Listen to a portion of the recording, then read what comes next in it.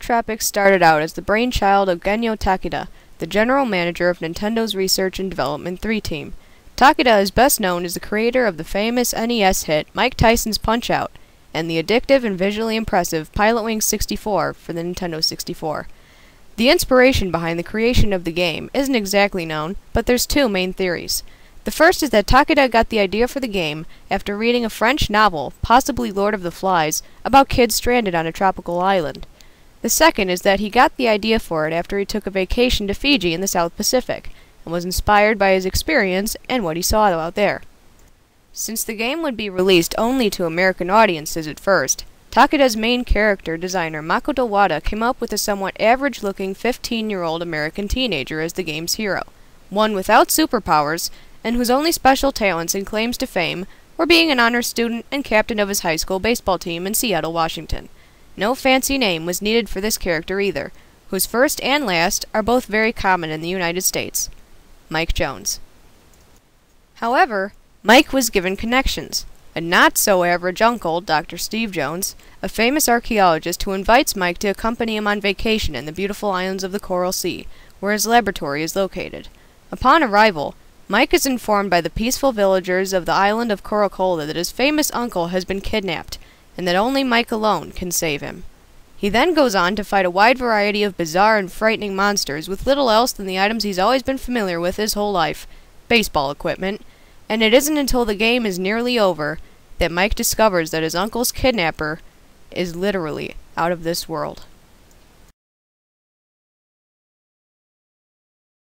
StarTropics was released in the United States on December 1st, 1990, and in Europe shortly after. The game did sell pretty well due to having 2 full tutorials covered in Nintendo Power magazine and several commercial spots on television, and it was the must-have game when it came out. But the game's popularity would fade as soon as it grew, and this was due to several contributing factors. From the start, StarTropics was doomed to be completely outsold by Nintendo's latest smash hit at the time, Super Mario Bros. 3, and because StarTropics was arriving relatively late in the Nintendo Entertainment System's life, just before the Super Nintendo console would make its debut, it spent most of its shelf life in Super Mario Bros. 3's shadow. Nintendo's sole priority at the time was to make Super Mario Bros. 3 a rousing success, and the sneak preview of Super Mario Bros. 3 that was featured in the motion picture The Wizard certainly contributed to the hype. Second, the game wasn't even released in Japan. The reasoning behind this was possibly that Japanese audiences wouldn't understand a lot of the game's quirky humor, which included subtle in-jokes about American pop culture, and references to oceanic mythology such as spells, voodoo, shamanism, and other things. Third, the game was incredibly challenging, especially considering the age group it was being marketed to. What made this worse was the famously awkward controls, which are often the biggest negative point in most reviews about StarTropics. Players had to tap one of the directional arrows on the directional pad twice to get Mike to move in that direction, once to make him face that way, and one to make him go that way. Put this together in a frantic situation where you had to quickly dodge enemies, and it made things very, very difficult. Even worse, the game was expensive for its time. StarTropics was released with a price tag of $54.99, one of the highest prices for a Nintendo Entertainment System game in history. Lastly, StarTropics had to deal with accusations that it borrowed heavily from other Nintendo games. The game played in an overhead-style view with fully linear gameplay, had a file select screen with 3 files and an option to name your character, a health meter made of hearts, and most of the game was spent in dungeons. Sound familiar?